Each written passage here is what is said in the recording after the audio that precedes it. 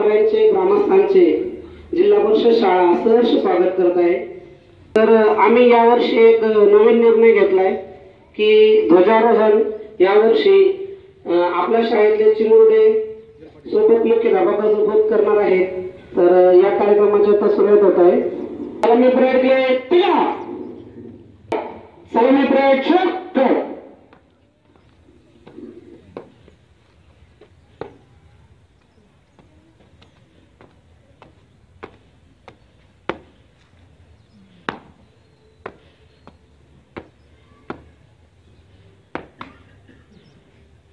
आपल्या शाळेचे ध्वजारोहण तुमच्या हस्ते आहे, विनम्र विनंती।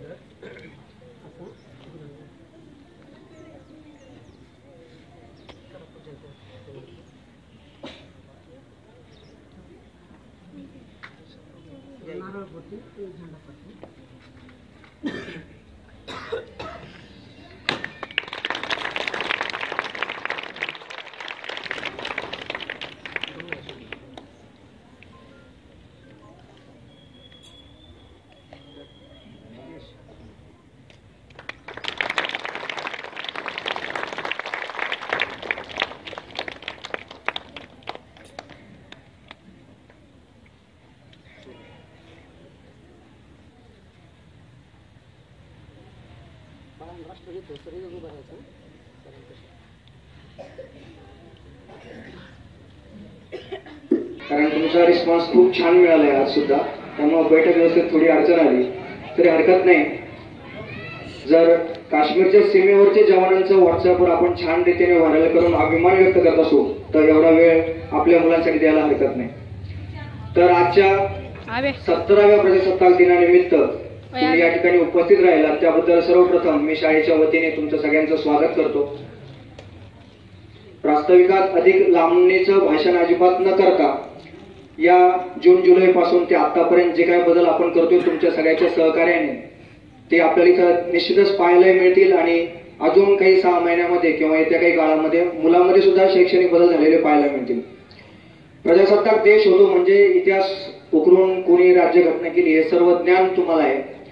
माझ्या पुढे आजचा प्रश्न आहे किंवा सगळ्यात पुढचा की या पुढचा दिवसाचा काय, उद्यापासून जो दिवस असेल तो, कारण 4 झेंडा फडकवतो आपण प्रजासत्ताक स्वातंत्र्य वगैरे आणि त्यानंतर मग आपण आजचा दिवस संपतो, फोटो वगैरे शेअरिंग होतं आणि दिवस मावळला जातो। पण कधीतरी राज्यघटनेचे जे स्वातंत्र्याचे कलम आहेत प्रत्येक नागरिकाला आहेत, तर तोच उद्देश ठेवून मी या ठिकाणी आज तुम्हाला सगळ्यांना विनंती करतो की ज्यावेळेस आपण टॅक्स भरतो त्यावेळेस सगळ्या हायवे रस्ते ट्रान्सपोर्ट भारताचा दिसतो, आपल्याला देश विकसित झालेला दिसतो, म्हणजे सगळ्या नागरिकांचा पुढाकार असेल तर या ज्या पब्लिक प्लेसेस ज्याला म्हणतो आपण त्या डेव्हलप होतात। तसेच आपली जिल्हा परिषद शाळा ही सुद्धा एक सार्वजनिक ठिकाण आहे, पब्लिक प्लेस आहे, याचा अर्थ ही सगळ्यांच्या मालकीची आहे आणि कोणती गोष्ट निर्माण करणं सोपं आहे पण पुढची जी टिकवण्याची गोष्ट असते ती थोडीशी कठीण जाते। ज्यावेळेस आम्ही काहीतरी निर्माण करू इथं चांगलं ते टिकवण्याची जबाबदारी मात्र गावकरी म्हणून तुमच्या सगळ्यांची निश्चितपणे आहे।